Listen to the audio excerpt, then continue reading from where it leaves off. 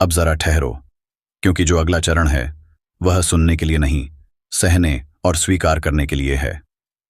जब आत्मा पहचान लेती है, तब सबसे पहले वह बाहर नहीं, भीतर की सफाई शुरू करती है। यही वह समय होता है जब तुम्हें अपने ही विचार अजनबी लगने लगते हैं। जो चीजें कभी सही लगती थीं, अब भारी लगेंगी। जो समझौते कभी जरूरी लगते थे, अब आत्मा पर बोझ बन जाएंगे। तुम्हें अचानक यह एहसास होगा कि तुम कई जगहों पर सिर्फ इसलिए रुके रहे क्योंकि तुम किसी को चोट नहीं पहुंचाना चाहते थे, खुद को छोड़कर। अब वह दौर खत्म हो रहा है। अब तुम अच्छा दिखने से ज्यादा सच्चा रहने को चुनोगे, और यही चुनाव सबसे ज्यादा लोगों को असहज करेगा, क्योंकि दुनिया को शांत लोग पसंद हैं, जागे हुए नहीं। तुम देखोगे कि कुछ लोग तुम्हारी जिंदगी से बिना झगड़े, बिना स्पष्टीकरण चुपचाप निकलने लगेंगे। कोई कारण नहीं देंगे, कोई विदाई नहीं होगी।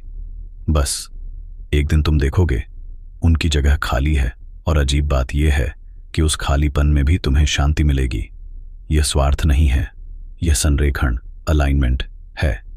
अब तुम्हारी आत्मा हर उस चीज को मना करेगी जो तुम्हें आधा रखती है। अब तुम उन बातों पर हंस नहीं पाओगे जो तुम्हारे मूल्यों के खिलाफ हों। अब तुम वहां चुप नहीं रह पाओगे जहां पहले डर के कारण चुप रहते थे। और यहीं से असली परीक्षा शुरू होती है, क्योंकि आत्मा का मिलन हमेशा प्रेम से पहले अकेलेपन का अंतिम दौर लाता है। यह वह चरण है जहां तुम्हारे पास लोग होंगे पर जुड़ाव कम होगा, बातें होंगी पर गहराई नहीं, और तुम खुद से पूछोगे, क्या मुझ में ही कुछ बदल गया है? हाँ, और यही सही है। अब तुम्हारी ऊर्जा हर किसी के साथ मेल नहीं खाती। अब तुम हर जगह फिट होने नहीं आए। अब तुम सिर्फ वहीं ठहरोगे जहां तुम्हें खुद को छोटा न करना पड़े, और उसी खाली जगह में जहां पुरानी आवाजें शांत हो चुकी होंगी, जहां आदतें टूट चुकी होंगी, जहां अकेलापन डर नहीं लगेगा, वहीं से वह आत्मा तुम्हारे जीवन में प्रवेश करेगी। और ध्यान रखना, वह प्रवेश किसी घोषणा की तरह नहीं होगा। कोई नाटकीय शुरुआत नहीं होगी, कोई अब समझ आया वाला क्षण नहीं होगा।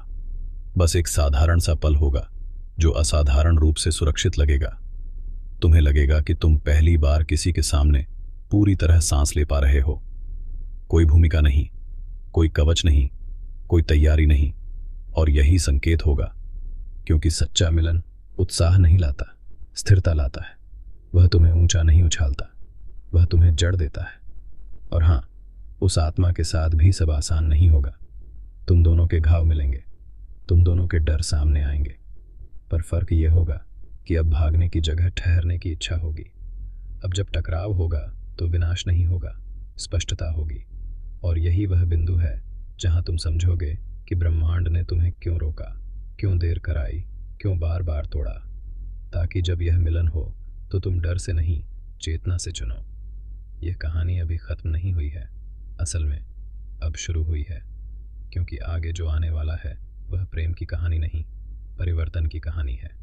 और अगर तुम यह यहाँ तक पढ़ पाए हो तो इसका मतलब है तुम तैयार हो। अब सवाल यह नहीं है कि वह आत्मा कब आएगी, सवाल यह है, क्या तुम खुद के सामने वैसे खड़े हो पाओगे जैसे उस आत्मा के सामने खड़े होना चाहते।